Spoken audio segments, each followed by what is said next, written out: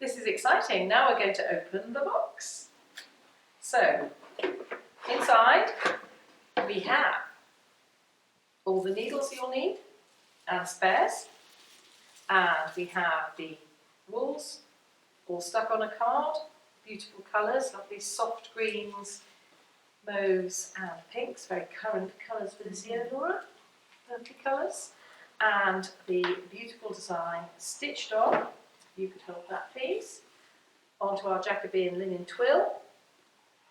And you'll see that all the stitch lines are stitched on for you here, so you've got the guide for your first colours on the long and short stitch. You've got the essential guide, which is how to thread the needle onwards, and general instructions for crewel work, and of course the bespoke stitch instructions for this particular kit. And you have the stitch chart. We always do a near life-size stitch chart with all the colours and the stitches on there. So the other thing you need is a frame. I don't really think this is a suitable design for stitching in your hand, and I use a seat frame and also these beautiful scissors that we actually have in our starter kit. Okay, so now we're ready. Now we're going to mount the linen on the frame. So I use saran wrap or a cling film if you're in England or elsewhere, and I pop that over the outer frame with the screw facing towards me.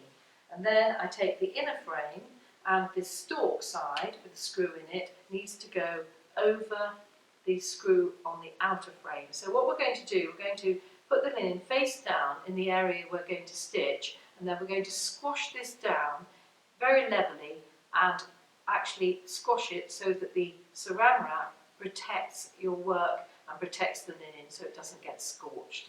Okay?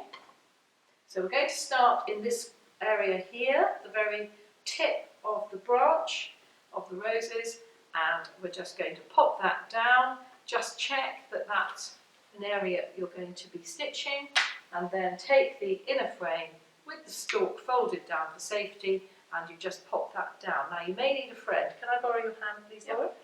And you just may need a friend to just push this down together.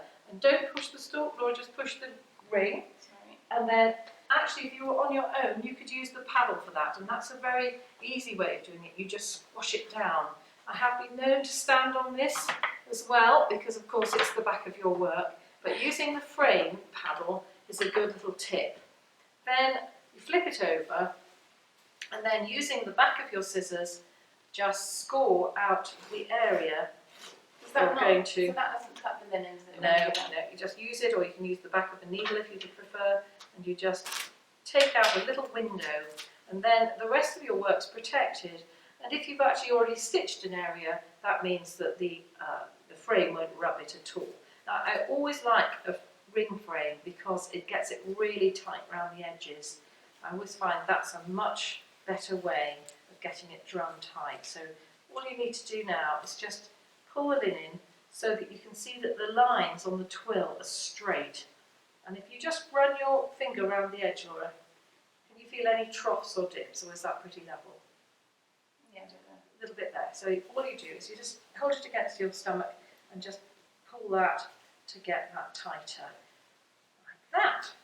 Okay. If it slips too much or it isn't sounding hollow, then this isn't tight enough, and you just start and repeat the process.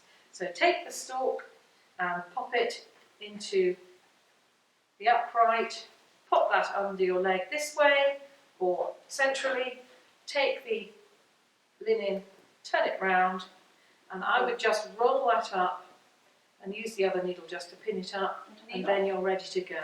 I think we're ready to go now, Laura. Great, thank you very much.